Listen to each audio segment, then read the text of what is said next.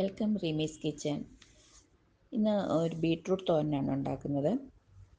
എണ്ണയും തേങ്ങയൊക്കെ ഒഴിവാക്കി വളരെ ഹെൽത്തി ആയിട്ടുള്ളൊരു ബീട്രൂട്ട് തോരൻ വളരെ എളുപ്പത്തിൽ ഉണ്ടാക്കാം.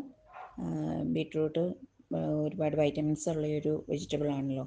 അപ്പോൾ എല്ലാ പേഷ്യൻസിനും, ഡയബറ്റിക് പേഷ്യൻസിന്, ഹാർട്ട് പേഷ്യൻസിന്, പ്രഷർ ഉള്ളവർക്കൊക്കെ കഴിക്കാൻ പറ്റിയൊരു തോരനാണ്.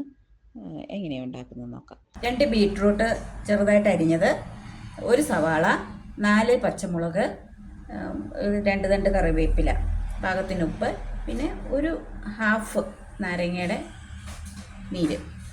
ഒരു പാൻ അടുപ്പത്ത് വെച്ചിട്ട് ഗ്യാസ് ഓണാക്കി ബീട്രൂട്ട് അതിലിടുക.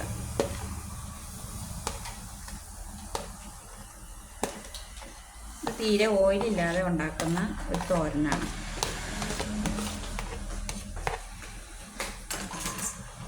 ഒരു 2 സ്പൂൺ വെള്ളം ഒഴിക്കണം.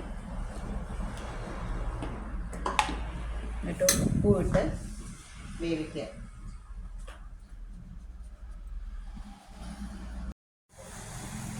ഇടയ്ക്ക് തുറന്നിട്ട് നന്നായിട്ട് ഇളക്കി കൊടുക്കണം. ഇതിൽ ബീട്രൂട്ടിൽ നല്ലതായിട്ട് വെള്ളമുണ്ട്, അതുകൊണ്ടാണ് 2 സ്പൂൺ വെള്ളം മതിയെന്ന് പറഞ്ഞത്.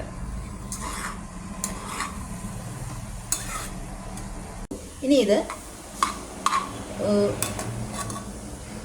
സവാള, പച്ചമുളക്, കറിവേപ്പില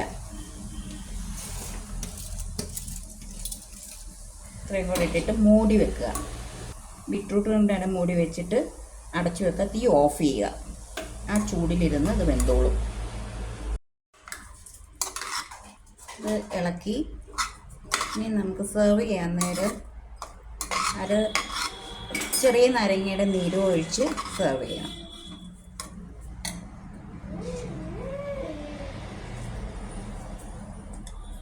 എല്ലാവരും ഇത് ഉണ്ടാക്കി നോക്കണം. വളരെ ടേസ്റ്റിയാണ്.